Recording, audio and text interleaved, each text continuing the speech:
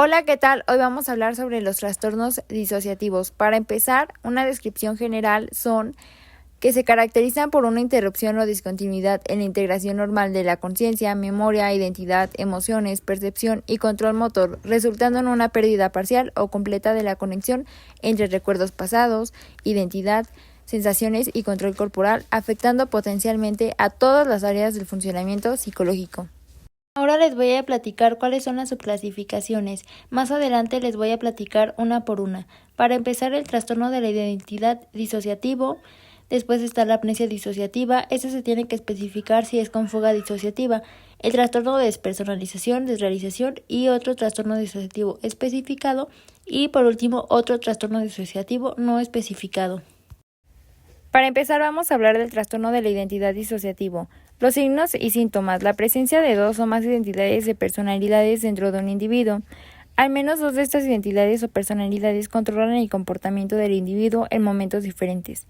La amnesia significativa para eventos pasados, es decir, que muchas veces tenemos dificultad para recordar algunas cosas del pasado, dificultad para recordar información personal importante, síntomas de depresión, ansiedad, irritabilidad, cambios de humor y dificultades para dormir, y las dificultades en las relaciones interpersonales. Muy bien, ahora les voy a platicar sobre el diagnóstico de este trastorno. Para empezar, la característica definitoria del trastorno de identidad disociativo es la presencia de dos o más estados de la personalidad distintos, o en otras culturas se podría decir que es una experiencia de posesión. Unas estrategias de diagnóstico son las entrevistas clínicas, como que aquí se evalúa la historia clínica, los síntomas y comportamientos, y también son las escalas de evaluación. Ahora sobre los factores de riesgo y pronóstico. Primero empezamos con ambiental. En este contexto, un trauma en la vida temprana, por ejemplo el abandono, el abuso físico, sexual y emocional, puede representar un factor de riesgo para este trastorno de identidad disociativo. Ahora hablemos del tratamiento clínico y psicológico. Para empezar, hay estrategias. La primera es la estabilización, que va de 1 a 6 meses. La segunda es la exploración y procesamiento, va de 6 a 24 meses. Y por último, la integración y consolidación, que va de 6 a 36 meses. Referente a la medicación, se recetan antidepresivos, estabilizadores del estado de ánimo y antipsicóticos, pero esto en casos graves. La prevalencia es de 12 meses del trastorno de identidad disociativo entre adultos. Un pequeño estudio comunitario de Estados Unidos fue del 1.5%. La prevalencia de por vida del trastorno de identidad disociativo fue del 1.1% en una muestra representativa de mujeres comunitarias en el medio este de Turquía. El primer caso de trastorno de identidad disociativo, entonces identificado como personalidad múltiple, fue detectado y diagnosticado en 1971 por el médico alemán Eberhard Hemling. Más adelante se agregó al DSM-3 en 1980. Su clasificación es la amnesia disociativa. Para empezar, sus signos, características y síntomas son los siguientes. Pérdida de memoria para eventos importantes. Esto no se debe a una lesión cerebral o enfermedad médica y puede ser acompañada de desorientación, confusión y cambios en la personalidad. Según el DSM-5, es importante especificar si es con fuga disociativa. Esto se caracteriza por un viaje aparentemente intencional o un deambular desconcertado que asocia con amnesia de identidad u otra información autobiográfica importante. No, no es cierto. Ora, ¿qué traes, Kima? Ahora el diagnóstico. La característica definitoria de la amnesia disociativa es la incapacidad de recordar información autobiográfica importante que debería de ser exitosamente almacenada en la memoria y también normalmente deberían de ser recordados libremente. La evaluación diagnóstica destaca la entrevista clínica, el historial médico y psiquiátrico, el examen físico y neurológico, las pruebas psicológicas y la evaluación de la función cognitiva. En tratamiento clínico y psicológico, algunas de las estrategias terapéuticas son la terapia cognitivo-conductual, la terapia psicodinámica, la terapia de exposición y procesamiento, terapia de aceptación y compromiso y la hipnoterapia. Medicación. Se podrían recomendar antidepresivos, estabilizadores del estado de ánimo y antipsicóticos, pero esto en casos graves de amnesia disociativa.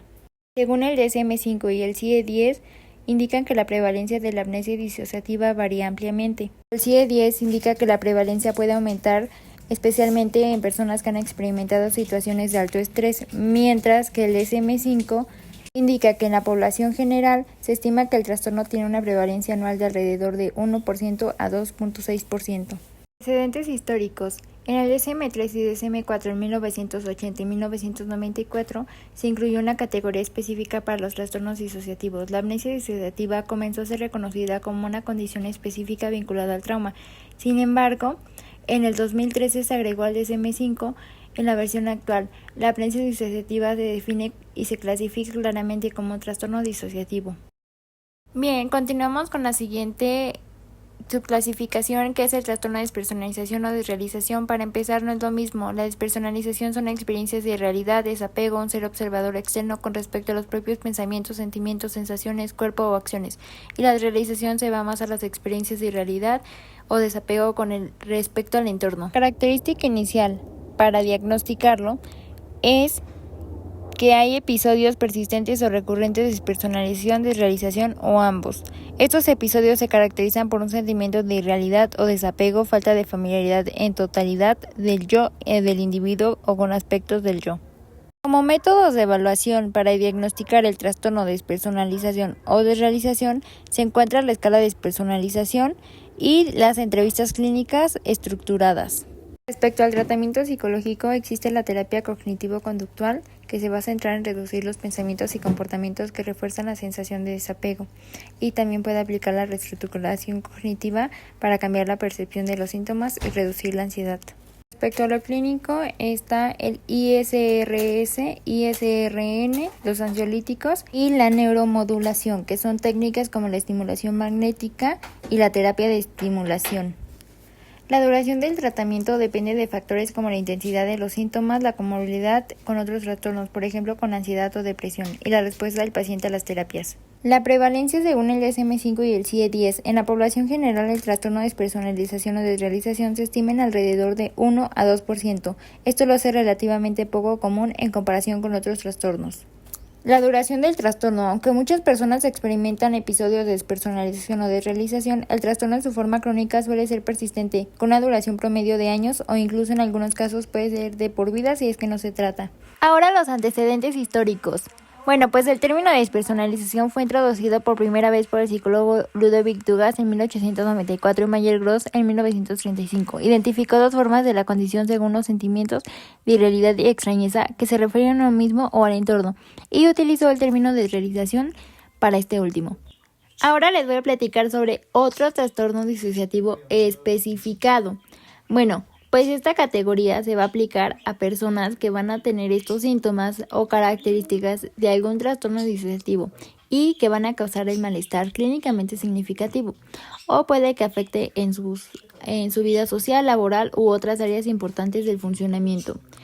Pero ninguno va a cumplir con los criterios de alguno de estos trastornos. Cuando se le diagnostica a un individuo otro trastorno disociativo no especificado, es porque el médico optó por comunicar el motivo específico por el que la presentación no cumple los criterios de ningún trastorno disociativo específico.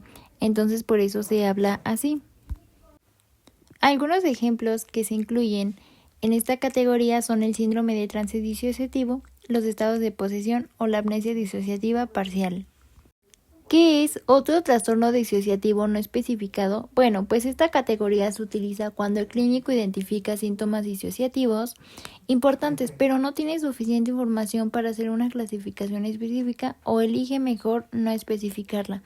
Suele usarse en situaciones de emergencia o cuando los síntomas no se ajustan a ninguna categoría reconocida de manera clara. No hay detalles adicionales sobre la naturaleza del trastorno, solo se reconoce que es disociativo. Como conclusión, es importante, al igual que otros trastornos, que no se autodiagnostiquen a sí mismas las personas, sino que un profesional en la salud mental los diagnostique y les den el tratamiento adecuado, ya que el tratamiento también varía dependiendo la persona o la gravedad de los síntomas.